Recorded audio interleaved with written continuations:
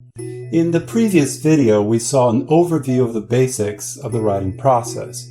We learned that the first thing you need, of course, is an idea that you can develop into writing.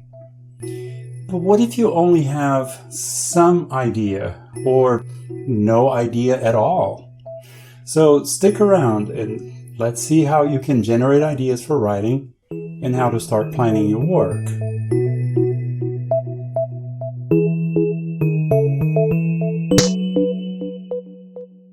This video is part of a series about the basics of the writing process.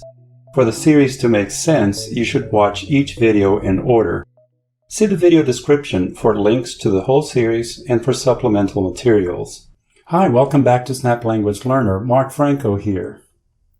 Writing can be a very complex activity. Some people want to open a new document in their word processor and start writing before they have a well-defined idea.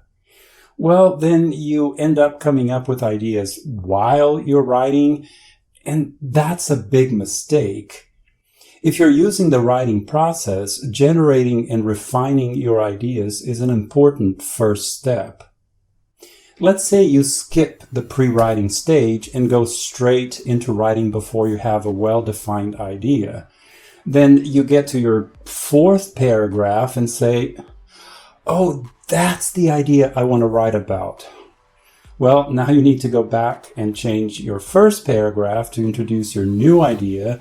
Then other paragraphs don't make sense anymore, so you have to rewrite everything. You might as well start over. You've just wasted a lot of time. That's why you should have a well-defined idea before you start writing. There are many techniques to generate ideas. Which one you use depends on your preference and the situation. Maybe you have no idea. Perhaps you're writing for a college course and your instructor already gave you a specific assignment. Maybe you have an assignment but no topic. Just use the technique that works best. One technique to generate ideas is very simple. It's so simple that we often don't even think of it. It's simply talk with people about your writing. They can be anybody. Even if they don't know anything about what you want to or need to write, they'll probably ask a lot of questions and make comments. As you talk to them, something they say may give you some ideas. Listen to everything they say and ask. Write everything down. Later, go over your notes and do some more thinking. This really works. Sometimes I get stuck in my head and I can't think straight. Then I talk to someone and suddenly things start making sense. I'm not sure why, but just talking to someone helps me organize my own thoughts. Questioning is a good technique to use when you already have some idea for writing. Question everything you know about it. Ask what-if questions. What if things were this way? What if the explanation for something is whatever? Consider different aspects of the topic. Write questions about things you don't know about the topic. There are no wrong questions. Any question is a good question. This questioning helps you think about the subject in new, creative ways. Brainstorming is a good technique to use when you have no idea what to write about. Simply list any ideas that come to mind. The ideas can be silly. They don't even have to make sense. Sometimes a silly idea can lead you to a great idea. Many writers use journaling as a daily activity to help them stay active and creative. You use a notebook as your journal and write your thoughts and ideas in it. You should write in your journal every day. It creates a habit of writing. If you're taking a college writing course, for example, you never know when you'll need a good idea for writing. If you keep a journal, you come up with a lot of ideas in your journal that you can use for an assignment. Clustering or concept maps are very useful to generate ideas when you have a very broad topic. A concept map can help you come up with a lot of possible ideas on that topic. You write the topic you're thinking about in the middle of a piece of paper. Then you think of related ideas and start branching out. These are subtopics.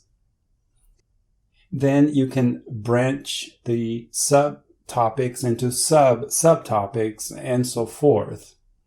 You end up with a type of map where you can see all aspects of the topic that were only in your mind before.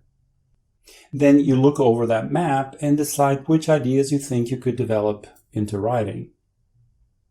These are just a few of many techniques. See what works for you.